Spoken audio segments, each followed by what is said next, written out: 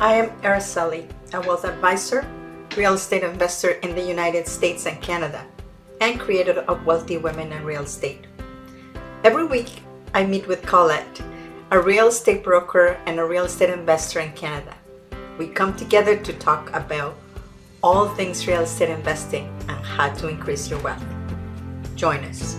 Welcome, everyone. This is Araceli, Transition Wealth Advisor and real estate investor in the US and Canada. So today we have part two from last week.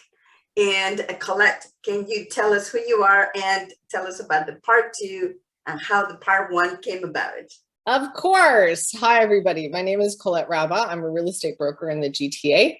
I help lots of people find homes, but I also am an investor like Araceli, and that's why we love each other. We love talking about real estate because we think that there's not enough information out there for the average person to think about investing. How do I do it? What's the downfalls? What are the good parts? All that stuff. So that's why we like to do the show.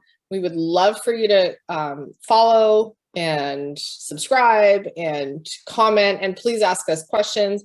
And even if it's something that you want to mention that we got something wrong, God forbid, but we're human, please give us your input. We would love to hear from you. Yeah. And if you like the show, please like our pages or our channels.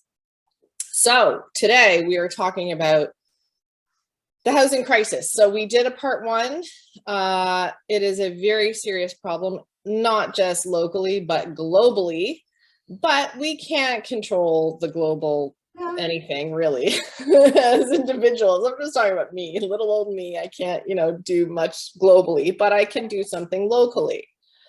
So even if you're not in the GTA, currently I'm in my STA, which is a short-term accommodation in Prince Edward County. This all came about because I went to a council meeting yesterday regarding STAs. And this is the funny thing, that you don't want to learn about government. You have to learn about government. You might not like it. You might think it doesn't concern you. It absolutely concerns you. If you live in a house, if you are breathing, it concerns you. You are electing these people. If you say, oh, I don't vote, guess what? That's even worse. Then you have no control over who is in your government and making these rules and laws. You must vote. So that's my, public service announcement for today. But I just want to say, let's get into the second part. Yes. So we can go over some of the things that we discussed last week about what can you do, how can you be more aware of things that need to change, and how you can contribute, even if it's just a little bit. Yeah, so I'm going to share my screen, and then I want to just go through. So we did quite a few things. So basically, if you missed last week, please go back, watch it. This is just a part two. Because there are so many ways to actually be able to solve, at least, if not solve, but to help the housing crisis. So just to let you know where we're coming from, this is a national problem. Let's just call it a national problem for right now. And you live in a local community where you have a local government that can, you can actually do something about it by talking to your local councillors. So national problem, over the past 2 years, housing prices have gone up by 50%. So we're in Canada. You can get these statistics for your own country, but the typical home price in Canada across the country, not just in the GTA, is over 800,000. I think the GTA, it's over 1 million. So how are young people going to afford it? How would if I don't own a house now, I don't think I'd be able to afford it myself. So these are a couple things that this is part two. The first one had 4 ideas. These are 4 different ones. So let's just talk about the words. Maybe you don't know what infill means or what urban sprawl means. That's going to be another show. We're going to talk about terms. So basically it is what it sounds like. So urban sprawl is when you have a lot of land and people are building these massive homes on huge properties and you just sprawl out. You don't want that. When you have jobs in a certain area, you want to have a lot of housing where people don't have to commute 2 hours. You want to live and work in basically the same area, right? Mhm. I don't think I'm any different. Well, that's ideal if you can. Right. So to curb that, this has to be, and I don't want to pick on the government, but I can't physically do it myself. But if the local government says, let's reapply to have the properties rezoned as multifamily, not single family dwellings, wouldn't that be good? Yeah, well, you can have more people closer to where they work, Right. and then it'll be a little bit more affordable as well. Right, you'd think so. And because you don't have to buy a car, you don't have to commute. So this isn't a bigger ask than, you can't just tell your neighbor, oh, well, you can't build your McMansion on that property. It's zoned to have multi-unit dwellings in it. So we're not going to give you that permit to build your big house. People don't like to hear that. Of course, you're going to get people saying, how dare you? This is my property and this is what I bought it for. But moving forward, this is something that, you know, you can't have a problem without a solution. You have to come up with something. Yes, you probably vilify the government for making these rules, but somebody has to do it. So how do we solve this problem? The other thing too is build more rentals. So this goes hand in hand with the infill, not urban sprawl. Build more rental buildings, not houses. So you can have not just rental houses, but you can have a mix of rentals and condos that are being purchased. How many people want to invest? They can only afford a condo and then they end up renting it. This is not a difficult concept to understand. Also, to build mixed use, residential and commercial, that could look like 5 different things. It could be a house where the main floor is commercial, upstairs is residential. You could have an apartment building where there's the commercial below. There are so many neighborhoods, even in my own neighborhood, where I can't walk to anything except for a grocery store and a little convenience store. That's it. But if I wanted to go to a cafe, if I wanted to, why can't the city planners understand that? Even though we're in the suburbs, doesn't mean that we can't have a mix of commercial and residential. Where's the gas station? The nearest gas station, I can't even, well, I'm not going to walk to it, obviously, I have a car. But I'm just saying, there are no gas stations in my neighborhood. I have to drive at least 4 kilometers, I want to say, to get to the nearest gas station. Anyway, that's the other thing. The third thing is less red tape, please. And this is government, and this is everywhere. Things are supposed to be easier with technology. It seems like it's harder. Yeah, I agree with you. And yes, the red tape is just crazy everywhere. And I know that people have to process things, but with certain things like permits, sometimes they have to be reviewed. Right. But if there's something simple that can be just filed online, I don't see why they still have to wait and wait and wait forever to get something approved. Well, and this is the other thing too. The government, if they want to have affordable housing, they should hire more people to head that and to really be able to answer those questions of people like me or of you or anybody who's interested in doing any of these things, to say, okay, I'm willing to help, but how can I do it? What government agency do you call? Who do you talk to? Yeah, You hard talk to to your, find. right, you talk to your local counselor and say, hey, this is something I'd like to do. What can I do? And it's up to them to say, this is what you're allowed to do in the eyes of the local government, or you're not. And sometimes it's just, it takes so long to find the answer. And even within the organization, you go to the city and they don't know. They just say, well, go over there. And then over there, they send you over here. Yeah, this is incorrect. You have to go back. Right. And the other thing too, I'll give you an example of red tape. So if and I've done this, I did this years ago, and I said, I'd like to change my basement into a second unit. How can I do it legally? So in the city of Mississauga, when I asked, it was not legal. You could not do it. Period. End of story. The end.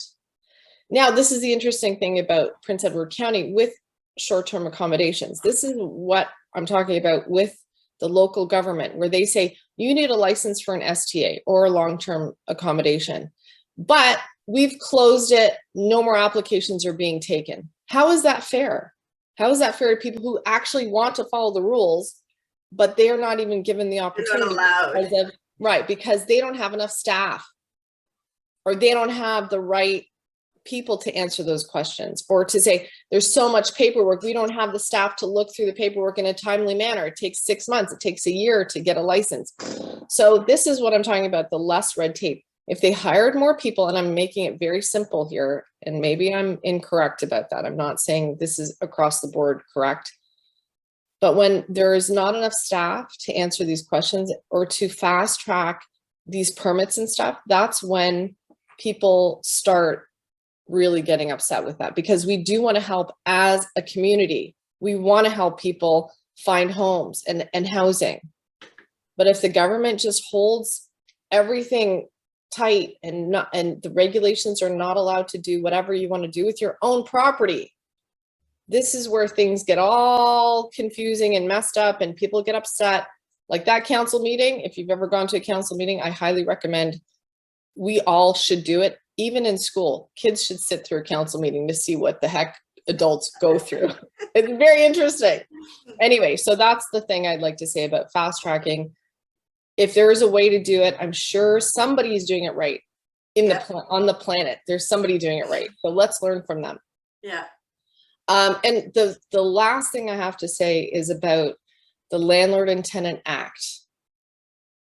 You know it, I know it. I don't want to know it, but we have to. As landlords, we have to know it.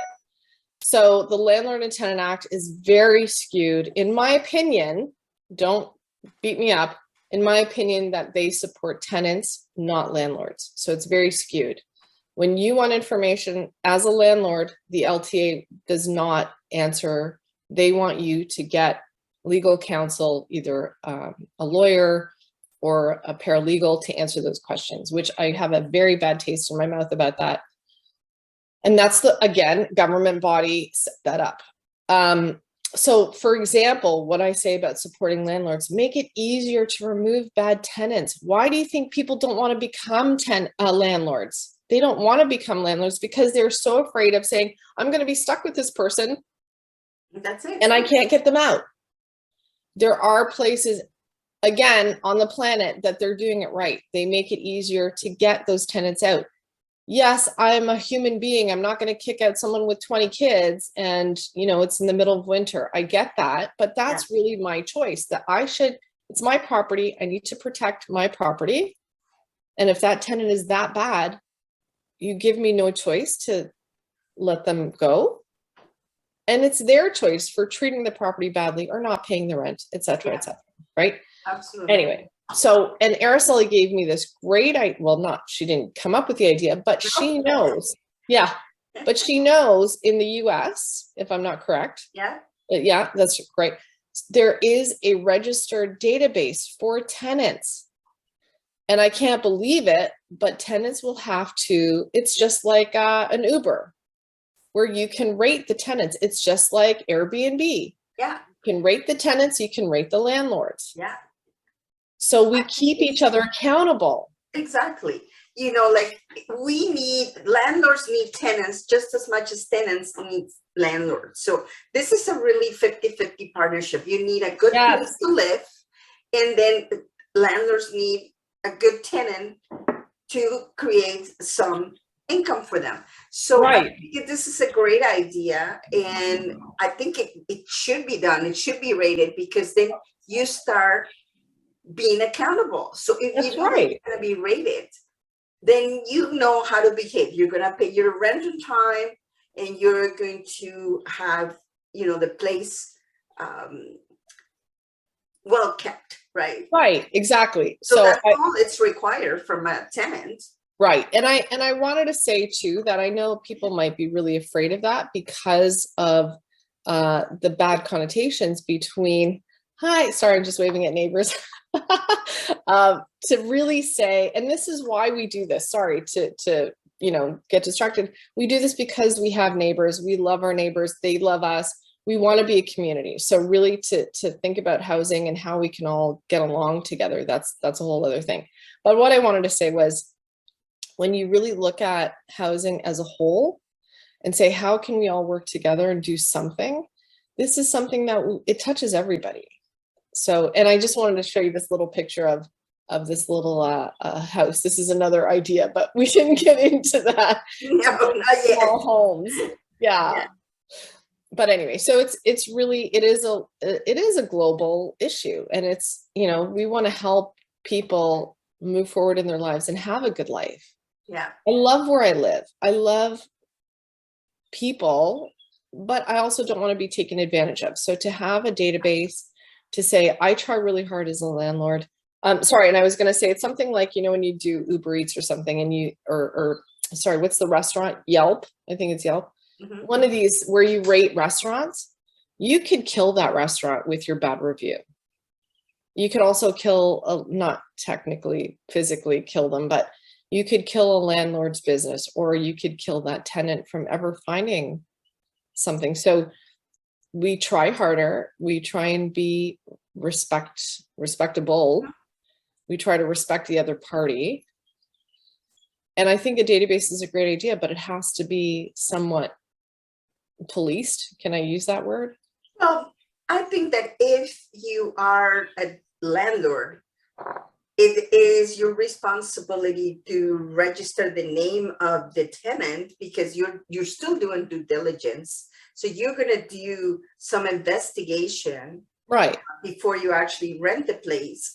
But sometimes you get tenants that they look really, really good, and that they might, start out okay, but then they turn bad. And it could be for many different circumstances. I don't want to say people are bad or they're planning to do this.